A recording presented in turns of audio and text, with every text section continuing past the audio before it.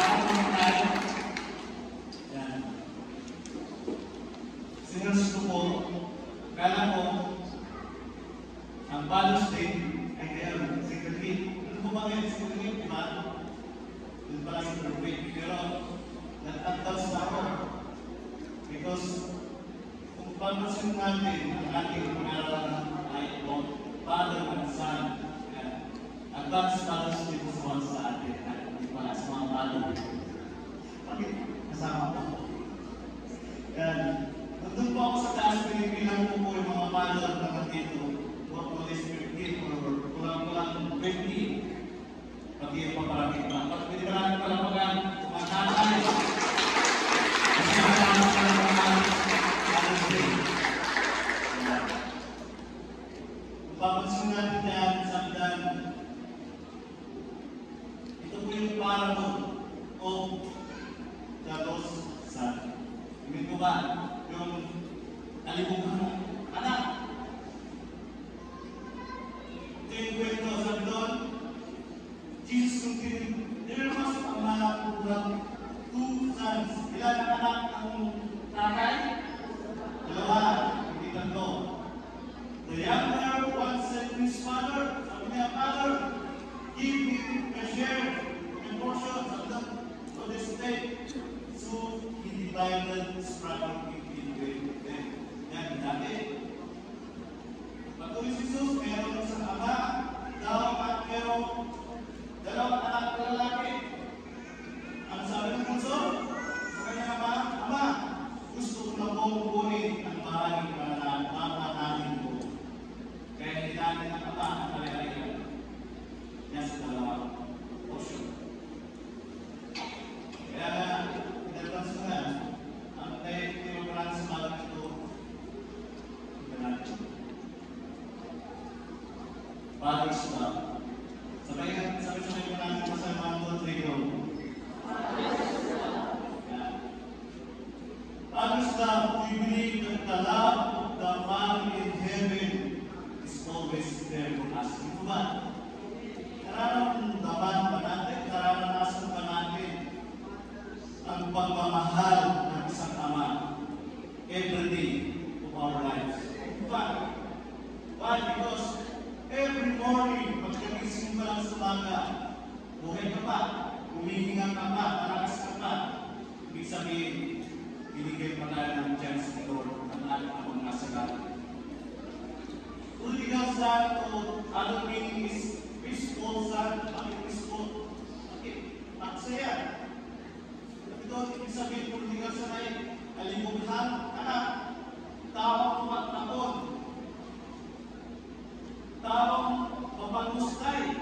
Diba yung parang meaning na kalibutan na lang o kay useful o kay prodigal. Prodigal means tawang mapagtabon, tawang magustay, kaya tawang magwaldas. Ito pala ang meaning. Kung papansin natin dito, the main character in this parable is the son, the prodigal son. Pero, ang bibigyan ko natin ng highlight sa mga ito is the Father love. Ito ba? Ang pag-ibig ng Diyos, ang pag-ibig ng Ama sa kanyang anak. Ito, pag-uukusan natin about the Father's love, pakita natin dito kung anong klase ng Ama. Pero, itong si prodigal son, anong klase ng Ama? Pinakita niya yung karakter niya, yung ugali niya, yung pagmamahal niya. Hindi kaya ipasan. Kung nagawa niya ng ama, yung prodigal son, kahit sa nagkasalan ng kulang ng gustay at kailangan, tinanggap niya pa rin ang anak na ito. But do you believe ang ama natin sa langit na bayan, kahit gaano man kalawang ka ng magkalapit kasalanan mo, kung aaminin mo, ikay ang kasala, magpapasama ka sa kanya, tatanggapin at tatanggapin ka ulit. Hindi ba natin talaga ng Diyos ang buhay?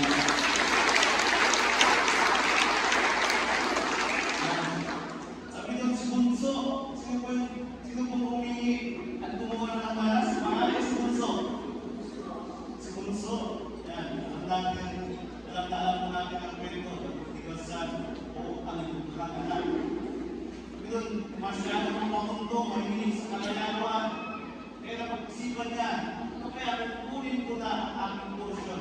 aking kayamanan. Sa aking kakay,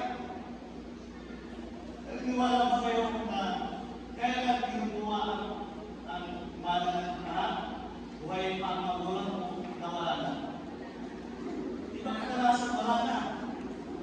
Kaya mayroong sinusulat sabi doon, si Anthony, Last Testament, itong 1 week na, ay parang ay Juan Agus. Itong asigna po, ay parang ay Bakyan. Itong resort po ay parang ay Puso Pilato. Pinapaman ang ginawa natin. Pero kakaiba itong si Prodigal Son. Buhay pa si Ama, anong ginawa ni Prodigal Son? Kinuhanan niya. Anong ginawa niya? Ginusto niya. Pero sabi doon, pagkakuha ng kayamanan o kung paano ng anak sa kanyang ama, anong ginawa niya? Umalis siya at pumunta ng malayo. At nabuhay mga kapisan. So the younger son was very confident about his father's accommodation. Sabi doon, makikita natin dito na ang lakas-lakas ng loob na nagingin ang kanyang mana sa kanyang ama. Kahit buhay pa, malakas pa, ito, buhay at lakas pa yung tatay. Kinuha niya. Hindi siya natakot na magsabi, hindi siya nahiya. Nasabihin ang kanyang gusto sa ama. Dahil ang anak na ito ay kilala ang kanyang ama. Hindi po ba? Hindi magsasabi ang anak sa ama kung hindi niya kilala. Ito ba? Kaya mayroong mga nag-abot na tatay, iniwan yung anak na ilang buwan pa lang, pagbalik na 2 years old na, 3 years old na. Di ba mailang yung bata sa tatay? Bakit? Hindi niya alam, siya kilala. Hindi pamilyar yung attitude, is ama. Sabi doon, in other words, his father is approachable. Kaya hindi daw naghiya, hindi nagdalawang isip si anak dahil kilala ng anak na kanyang ama. He is number one, approachable father. Sabihin natin, he is approachable father. Ibig sabihin, madaling lapitan, ito ba? Pero bakit kilala ng tao na kahit ito? Diba? Isna, kahit kaklase mo, oy, Tosme, gano'n siya. Kasi minsan, iba yung hindi approachable, mahihayin, pwede, diba? Sarili mundo, diba? Butang ng naran. Ibig sabihin, pag-approachable ka, mas lalapitan ka ng tao, lalayan ka. Sabi doon, pero ang totoo, sabi doon, na kung tatanungin natin sa nanay at tatay, dalawa naman ang natin, father at mother. Kung tatanungin natin yung mga anak ko na nandito, sino ang mas approachable? Si tatay o si nanay? Tatay. Tatay. Sino ang approachable? Siya kayo mga tatay. Yung mga anak ko lang sa akin. Pero ang totoo, kami ako mga anak mas approachable si. Pero at this moment, hindi ko nabiglas, kung makasin natin, hindi ko nabiglas si mother nila dito. Sabi daw, mayroong isang ama at mayroong dalawa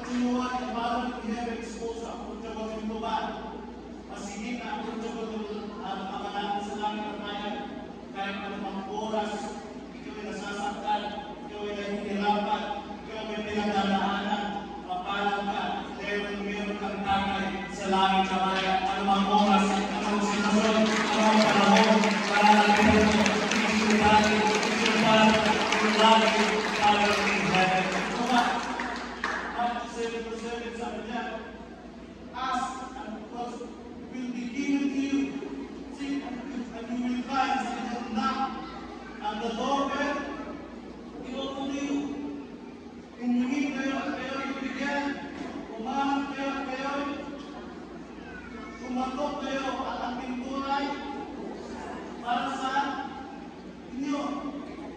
Sabi lang sa Luke chapter 11, verse 1 to 2. Now it came to pass, as he was praying in a certain place, and the that one of his disciples said to him, Lord, teach us to pray, as John also told his disciple. Verse 2 sabi doon, so he said to them, when you pray, say, Our Father in heaven, hallowed be your kingdom, your will be on earth as it is in heaven. Kaya na, pag tumalapit ka, tumatawag ka sa ako sa langit na bayan, kaya meron tayo na hindi matapos ang panalangin mo, hindi mo pa nabubuksan ang bibig mo, alam na ng Ama mo sa langit ang pinagdaraanan mo. Hindi mo ba? Kaya meron tinatawag ang spoken prayer. Kahit sa isip mo pa lamang, alam na ng Ama mo sa langit ang gusto mo. Alam ng Ama mo sa langit ang pinagdaraanan mo o asakit karamdaman mo. Pero ang bilis-bilis na pagtugod, pero ang tagal, at pero hindi matutugod. Ito ba?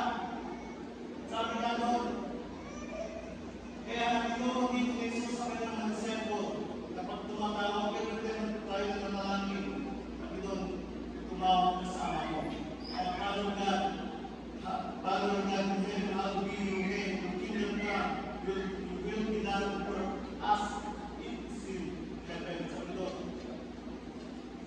bakit pwede natin tawagin ka ba ang aking kayo sa langit ng bayan? Kasi ang aking Diyos, tinuturing tayo ng anak. Yung ba? Sabi nga doon, anytime, all the time, pwede natin tumawag sa Ama. Sabi doon sa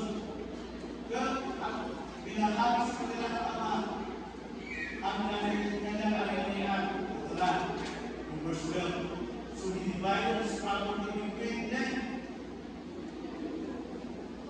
Hinati ng Ama, kaimanan nila. Binigay na rin kay anak.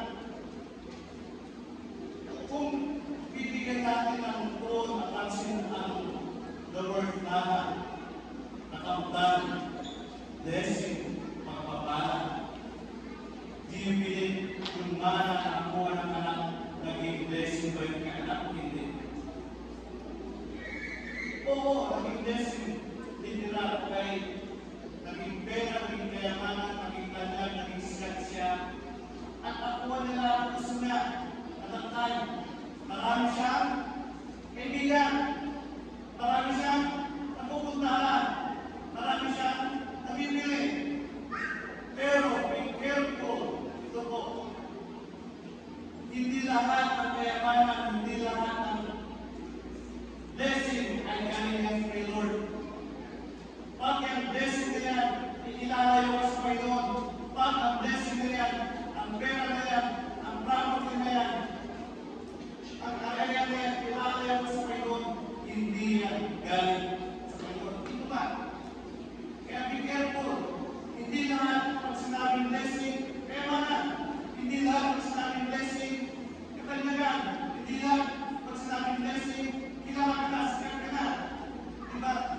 Ano nangyari yung kay Prodigal Son? Binigay na ng Ama. Tuwa-tuwa siya. Nag-isip niya agad. Bibili ako dito, bibili ako niya. Di ba totoo naman? Tayo ng mga Pilipino. Mga porkis. Pag nakuha na yung porkis, pupunta lang Jollibee at Macdo. Kasi ito din ako sa porkis. Ibig sabihin, pag may blessing tayo, kaya nakatanggap tayo ng asa doon, kaya may blessing na ang mga tao dito. Natatanggap natin, ako rin yung tila, pagkatuloy naman tayo, pagkatuloy sa rin tayo, masisalang sa aking spirit. Kasaling kalay ang parador, kasaling kalay sa game, kasaling kalay sa alasin, kasaling sa alasin, ang parador. Bakit sasaling mo? Sige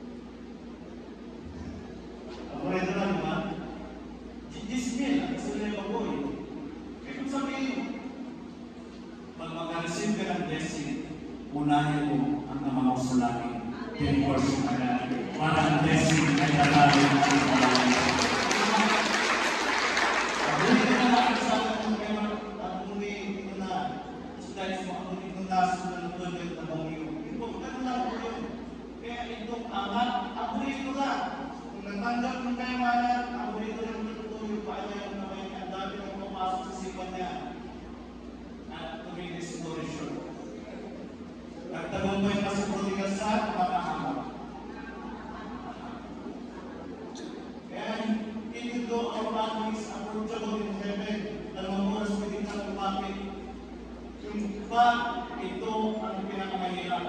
Yung pinag-prepare mo ng matagal na yung desk mo yan, pag hindi mo kaya i-handle yan, lalo ang laki-laki, minsan hindi yan binibigay yan dito. Agad-agad mo ba? Minsan tinuturuan tayo. Pero, yung mga desk na yan, mas ilalapit ka sa pananampalataya ng Lord. Nag-iingay ka sa desk na yan. Sa pagbigyan ka ng sakyan ng Lord. Ano gagawin natin? Gagamitin natin para pumunta ng church. Ano ba? Binigyan ka ng trabaho. Binigyan ka ng trabaho ng Lord. Hindi lang pera, hindi lang sinasagot sa message natin. Gagamitin natin ang trabaho na yan para makakailin ang ating mga trabaho sa Panginoon. Ito ba?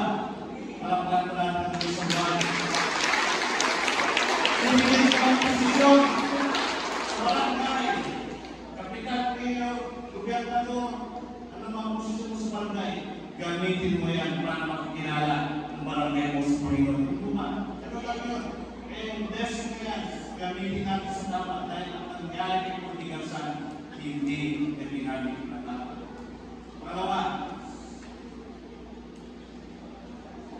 Father's love. Number one, sa approachable father, sa mga oras, lumapit ang anak na ito. Tayo sa akin sa pangalawa, He is a good provider. Yan. So bilang siya approachable father, He is a good provider. Ganun ko ba? Pinuhin niyo. On the spot, nahingi ng anak kung kayamanan ng mahal niya, ibinigay niya. Bakit? Kung dahil papansin natin, itong ama na ba ito, merong kayamanan, merong ari-arian, meron o wala? Meron. Bakit? Kasi, biruin mo, on the spot, humingi yung anak, binigay niya. Pero, sabi ko sa Iglani, sa balikat Iglani. Yan. He's a good provider, mahusay, ang mahusay, magturuan ang ama na ito, is father was good provider as well. James chapter 1 verse 17 sa kanya, every good and perfect gift from above, coming down from the Father of the heaven, everything else, who does not change the shifting shadows from the clouds, or kaloob na mabuti at ganap, ay buwan kayo daw sa langit, at mula sa Ama at Kalangka ang tanglaw sa langit. Kaya pinubay ng Ama yung pangailangan ng dalawang anak nito. Makapansin natin mamaya si Kuya, pero kung nahin si anak, si Bunso, ang ginawa na, yung pinubay ng ating pangailangan. Kaya minsan, magpasalamat tayo kung mga panalangin natin hindi na tinutugan ng Panginoon. Ito ba? Kasi minsan, nilalayo tayo sa mga asakit na pamagat. Kaya every time na tumitingin tayo sa ating mga mabuti pa siya, ngayon siya, buti bakit ko wala. Pero hindi mo alam, meron ka na wala siya. Hindi mo. Ibig sabihin, mga blessing na yan, pinuprovide ng Panginoon, gamitin natin sa tama. Psalms 23 verse 1, ang naman natin yan. The Lord is my shepherd, I shall not. Sa ibang translation, sabi ng the Lord is my shepherd, I lack natin. Hindi ako magkulang. Yan ka dyan, nakamalapit sa langit ng bayan. Yung sinabi ni Hanagin, hindi siya nagkulang. Siya ang pastor, hindi ako magkulang. Respect the Lord is my shepherd, I shall not want as I lack nothing. This verse is conditional statement in Psalms 23:7, expressing the idea that God is faithful and providing shepherd for His people. It emphasizes God's care and the believer's complete dependence on Him. Ito ba? Pinuprovide na ng Panginoon ang ating kailangan. Pinuhin mo, magbibili ka ng oxygen sa hospital, magkaroon mo isang tangke ng oxygen. Di mo na, di ba? Pero, pag nagising mo ng umaga, meron ng libreng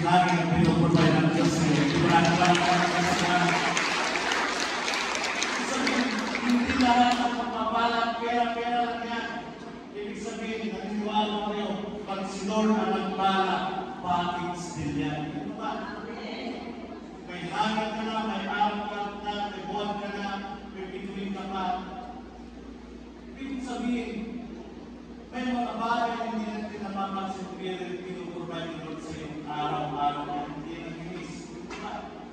Pero ngayong araw, hindi niya naimutan na lumabas ulit na doon sa sunrise.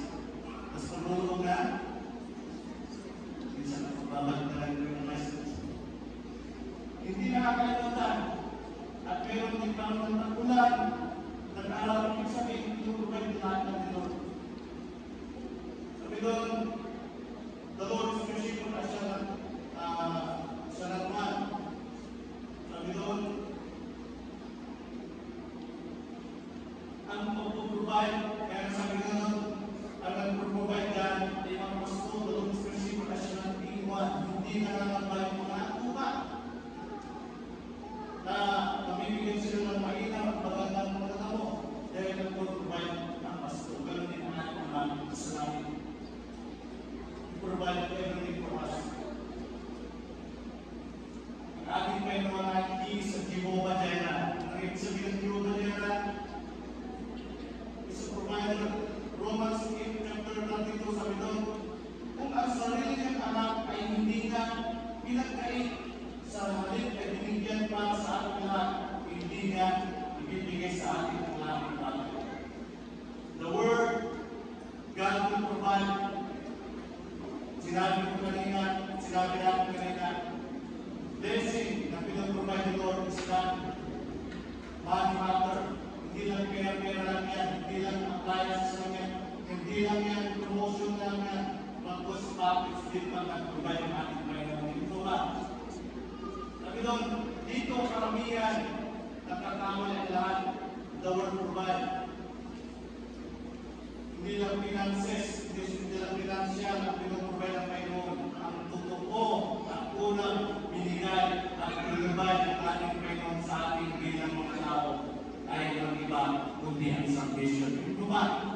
Kaligtasan ng iyong kaluluwa, ng ating kaluluwa. Ito, libre ito, walang bayad. Pag tinanggap mo ang ating Panginoon Jesus bilang Panginoon at nakapaligtas ng iyong kaluluwa ng buhay, anong iba na ng ipo-professor ng Panginoon? Buhay ba? John 3:16, sabi nga doon, alam natin yan, for God is not the word that He gives His only begotten, that whosoever believe in Him should die, but not everlasting. Yan ang word pinrovide na unang ating Panginoon. Pagkat ganyan lamang pag-ibig sa katawan, kaya binigay niya ang pinagkaisa sa anak, upang sumang-sumang sa kanya, hindi mo maramang ulit ng katawan ko na wala hanggan. Sabi mo, provide ang Panginoon ang kaligtasan namin bilang mga tao, dahil tayo na utol yung relasyon namin sa Panginoon ng kasaasi. Diba patal? Kaya sabi mo sa Matthew chapter 16 verse 26, ito ay sapagkat kung makapuntan na ng isang tao ang buong sa libutan, ngunit pamamang naman ang kanyang kaluluwa, ano ang kinabangan niya?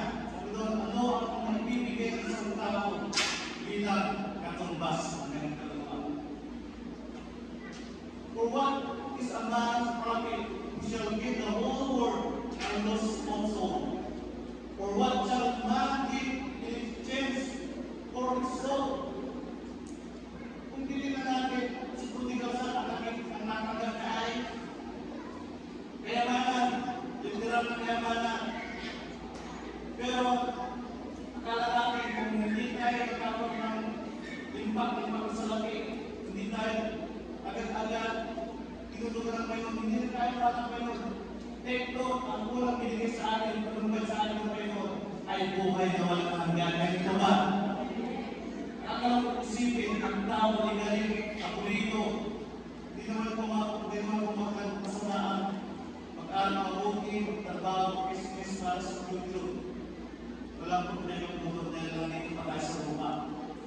But sad to say, ako rito ka, busy ka sa mundo, pero ang buhay na walang hanggan ay hindi mo pinapahalagaan. Ito ba? Hindi mo binibigyan ng oras o panahon. Kaya sabi doon,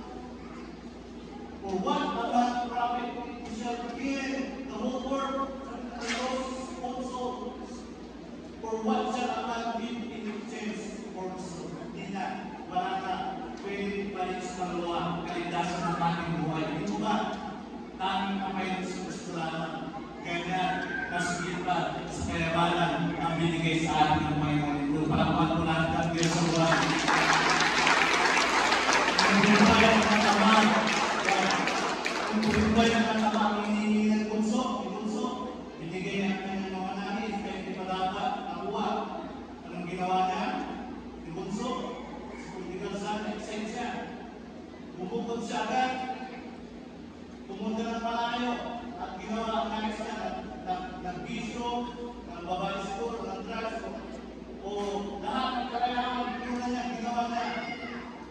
Dahil akala niya ang pera ang katubunan ng kasiyahan. Pero hindi niya alam na ang katubunan matatagpuan ang tunay na kaligtasan ng kasiyahan sa kanyang mga anak ng Jesus. Verse 13, a few days later, his younger son, sabi doon, pag all the belonging, sabi doon, ang move to a distant land. Yan. And then he wasted, sabi doon, take note, he wasted all his money in wild living. Sabi doon, ilusya niya.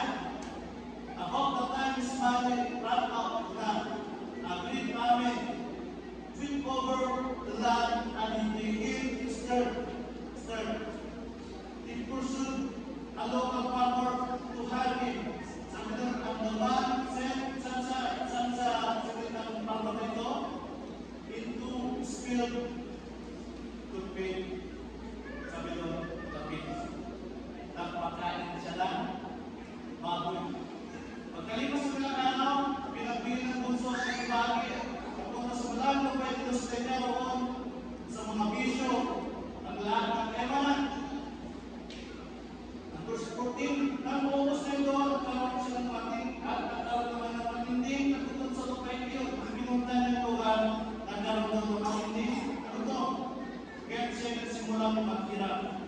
Verse 15, namasukan siya sa isang tagaroon at siya'y pinagtrabaho naman sa isang bakuyan. Sa tindi ng kanyang gutom, at dahil sa wala nang nagbibigay sa kanya ng pagkain, halos kainin na niya ang mga pinagbalatan ng mga buwang araw na pinapakain sa mga baboy. Verse 15, ngunit napag-isip-isip niya ang kanyang ginawa at sinabi niya, sarili, labis ng pagkain alila sa aking ama, samantala ang pinaramatay dito sa buto. Yan. To make this story short, his father gave him freedom to choose. Sige, ibigay ko ang kayamanan, ang busin mo, ang mabanangin ko. Ang ginawa natin lahat, pinagbili niya, siguro binigyan ng lupa, laging kanya, pinagbili niya, exchange to money, para madala niya. Siguro kung nakailang pinto. At kung pumunta siya sa lugar na yun, siguro pumunta siya sa lungsod, may bar, may sayawan, may kuluban, puros piso, kasiyahan, aliwan, nandun na lahat. At ang nangyari, maubos ang kanyang pera. Hindi lang yun. Kung dahil na nawala ng kanyang pera, anong nangyari sa mga pinundan niya? Nagkaroon ng tagputo. Yan. Ibig sabihin, kahit ano ang blessing ng pagpapala ang status ng buhay mo ngayon, pag ikaw ay lalayo sa iyong ama, meron consequence. Ano ba? Ang sad to say, pag yung consequence na yan, kahirapan, may anumang sakit karamdaman, kung saan ng buhay mo, nakakakutsipin, maging ang lugar na pupuntahan mo, maging ang bayan na pupuntahan mo, natadamay. Ano nangyari kay Jonas? Si Jonas ba sumunod sa ating ama, sa ating Panginoon? Saan kaya pupunta si Jonas? Sa Nineveh, saan pupunta si Jonas? Sa Tarsis, iba. At pinuntan niya. Ibig sabihin, every time you run to your father, kahit nakuha mo na yung pinagpipre mo, nakakasipin. Everything na nakuha natin, pinagpipre natin, nakakalimutan natin sunod. Every time yung pinagpipre mo, blessing Lord, ibigay mo sa akin ito, ibigay mo sa akin ito. Pag-learning ko na magdana ako sa iyo, at sa sa'yo, alam ko sa ipin, sa ating pinupuntan mga sa ating mga kasama, minsan nagiging din tayo, pagkain lalay sa ating mga. Ito ba? Ibig sabihin, pag ikaw ay lalay sa presensya ng Panginoon, meron ka pang magandang nakikita. Ito ba? Ang nangyari sa anak, lumayo sa Ama. Wala sa presensya ng Ama. Protection ng Ama wala. Kaya nangyari nahihirapan at kagutom sa lugar ng inuman niya. Ibig sabihin, every time na lumalapit ka sa presensya ng Panginoon, every time na lumalapit ka sa iyong Ama, ang protection, ang provision ng Panginoon ay parating agad sa akin. Hindi ko natin tatawagin ng sumama.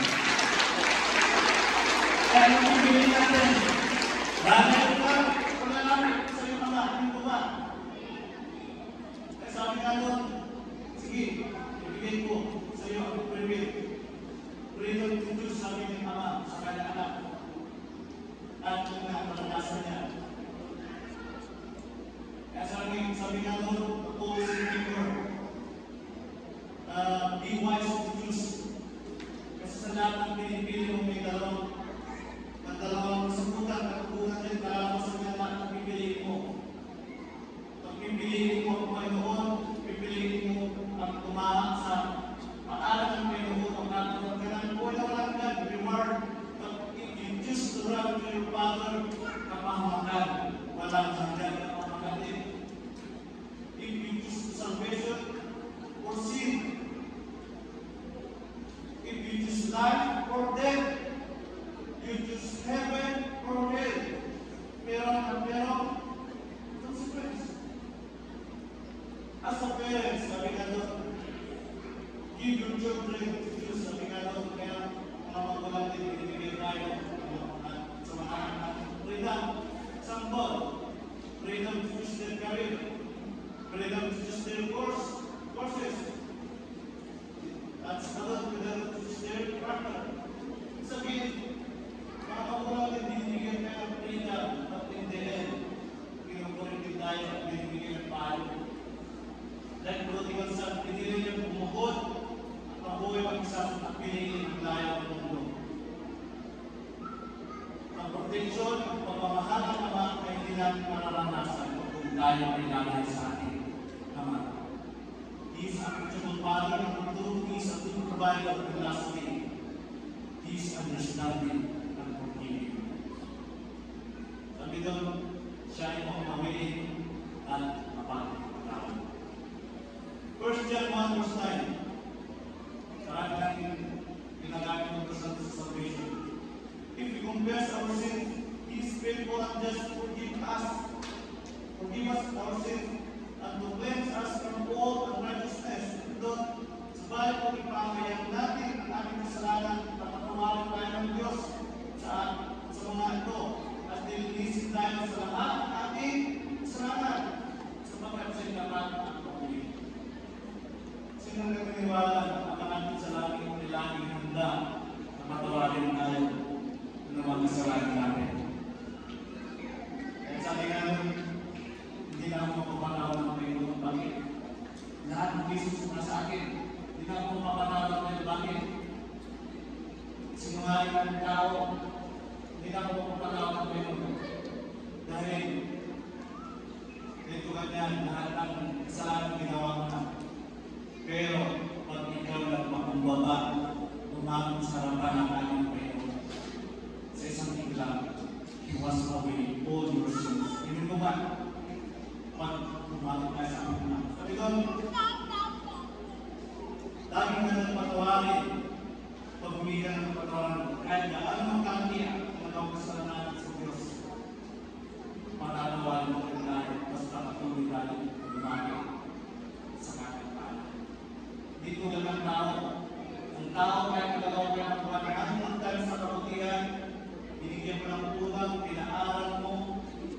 Kaya minsan, aral mo si pinapapanood sa puso natin. Pinaaral siya.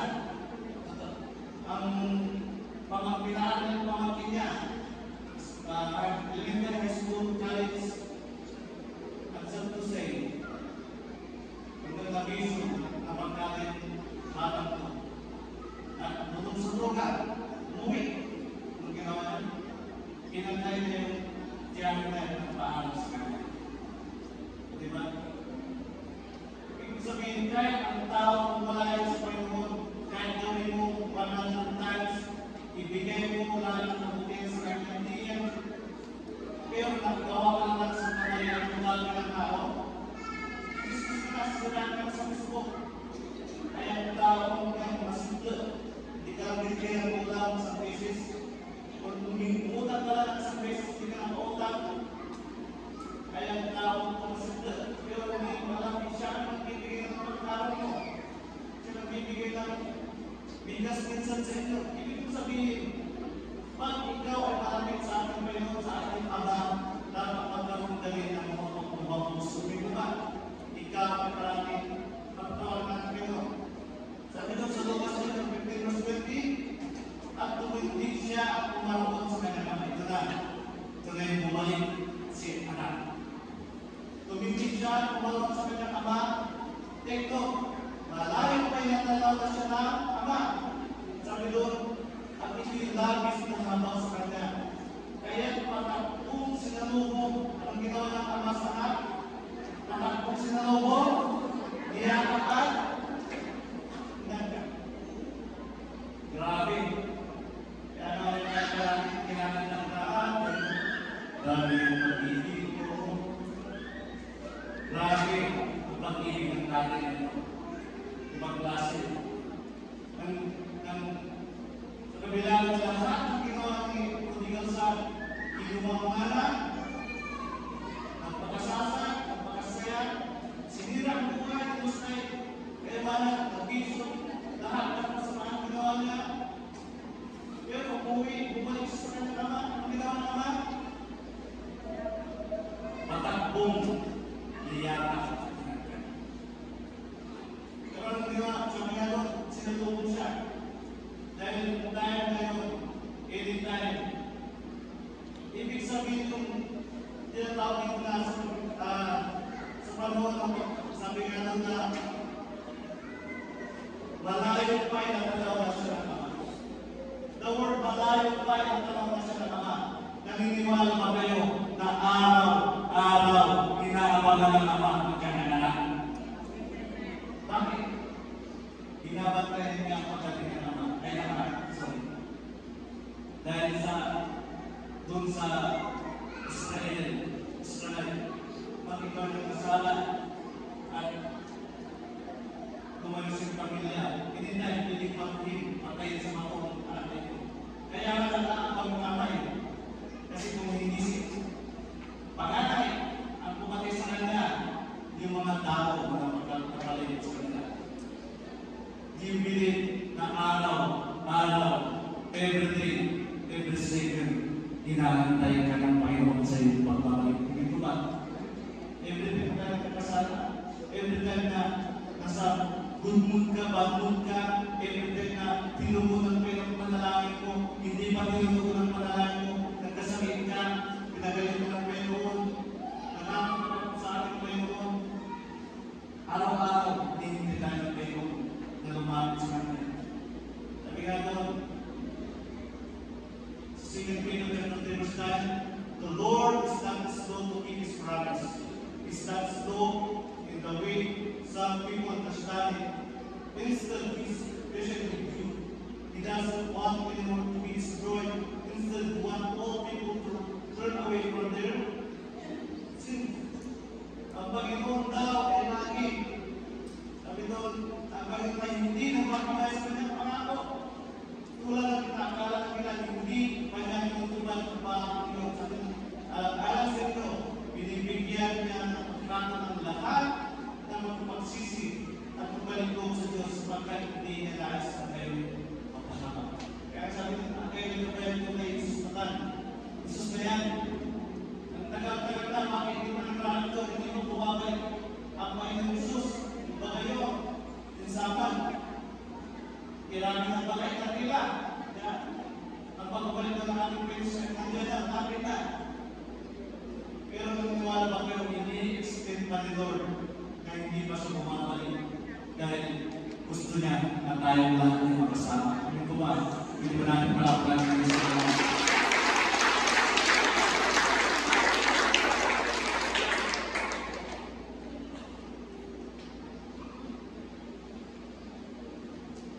Kung tayo ngayon,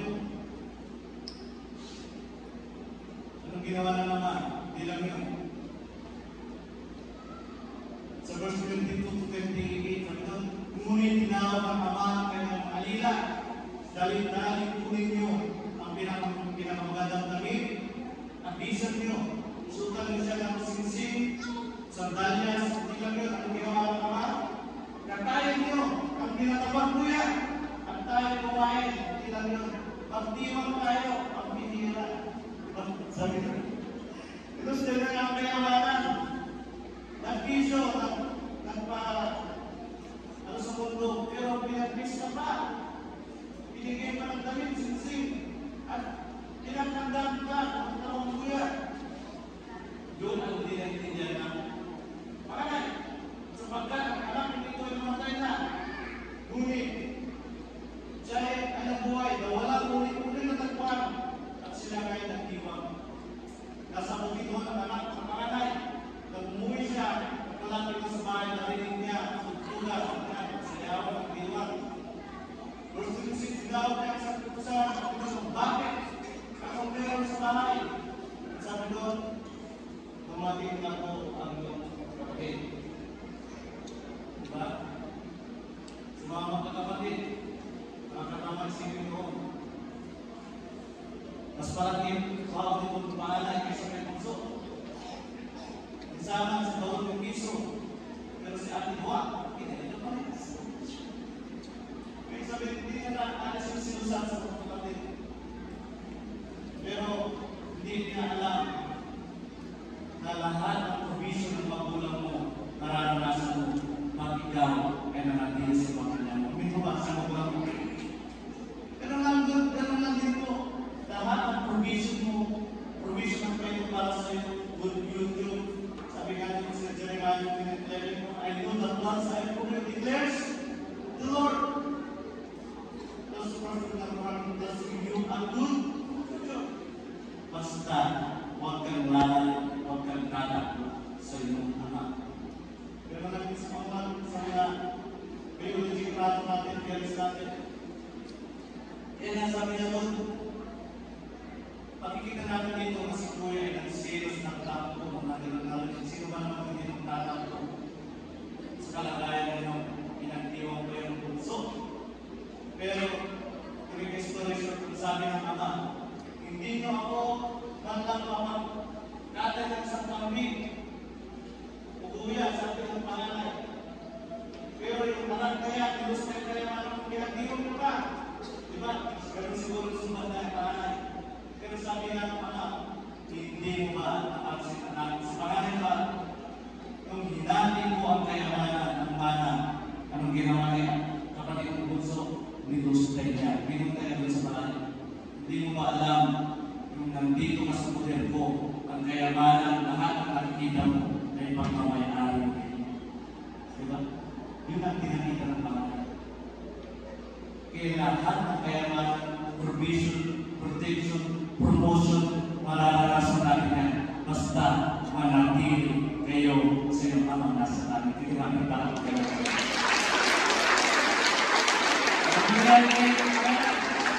Nagkaroon siya ng security. Ito mangyari panganay. Nagkaroon siya ng protection kung paano sa concert ng ilang 2 hours. Yan sa kapatid. Defensive, when criticize, discontentment, and try to press others. Yan na. Para sa sila. Dumating na po yung kapatid sa kanila, pinapatay ko ng yung ama, pinapatawag kuya. Dahil yung kapatid ay nakabalik ng buhay, wala sa sakit. Dahil ayaw pumasok sa bahay. Sabi doon, naniniwala ko kayo na habang buhay pa yung mga ama, mga magulang natin, ay ikaw ay mamahalang anak. Ibig sabihin, buhay pa si nanay, buhay pa si tatay, balik ka, mas lalong higit na dalawa pa silang buhay. Hindi na natin hintayin yung pantay na yung paano lang, saka sabihin mo, kailangan tayo ang nabilan. Diba? Kung saka lang sa hospital sila, bibigyan kulang lang, bibigyan ng prutas. Ito ang lahat. Diabetes, dapat yung kulit, o yung hospital. Ibig ko sabihin, habang buhay pa yung mga kulang-kulang natin para naman natin ito ang mga natin sa akin. Ganun yung ba?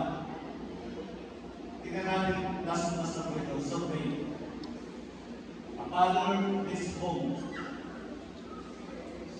Pakinggan mo yan. Sige natin. Yan. Tingnan natin yung mga walang magulang, lalo mga walang ama sa pamilya. 63% suicide. 85% of youth in jail. Napapalagay sila na buhay nila. 85% of children with behavioral problems. Ang 75% of young seeking substance abuse treatment. Ang sunod na doon, ang 75% of children who do not exist. Kaya natulungan ng mga magulang. Paniwanan. Kaya mayroong isang grupo sa Africa. Alam niyo yung grupo na ito, 10 to 15 years old mga minoritas. Hanggang 18, alam niyo yung mga nawala, 87, Al-Barel, Jabdan, etc. Nagbuo sila ng grupo ang mga kabataan ito. Alam mo bakit tinanong sila kung bakit sila nagbuo? At gusto nilang puros patayan, gusto nilang gawin dahil nilang silang sagot nila. Yung mga grupong ito ay walang kinikilala naman. Walang nagpit sa kanila eh. Kaya, sabi doon, mahal naman tayo ng Ama natin sa langit, ang ating Panginoon Hesus Kristo. We cannot truly understand the love of God toward us, but we can get glimpse of God's love from what Jesus did to us. Di man tayo deserve sa pag-ibig na ating Panginoon ng Diyos natin, pero pinili, hinanap, hiniringkan ng Panginoon. Sabi ng verse niya, for verse 19, we love Him because He first loved us. Yun po ba? Sabi doon, Father's love is a pagkutulong Father. Pinitay, piniguman, pinipatang ng lumapit sa ating Panginoon. Pangalawa, He's a good provider. Stand, Father Mother. Pag siguro na nag-provide package nila. Last thing is understanding and forgiving. Pinatawag ng Ama kanyang prodigal son. Kaya siya kasala. Pero, ang point doon, hinilala ng anak na magpakumbaba sa kapatid. Ito ba? Tumay mo tayo lahat sa mga. At sila po, napapakinggan natin dito. Every time you run out, tumakbo, malis, biwas, sila mama, kasi mama natin sa langit na kaya. Kung sa lupa, sa mga biological parents natin. Siyempre, pag ikaw ay ayaw mo kapasa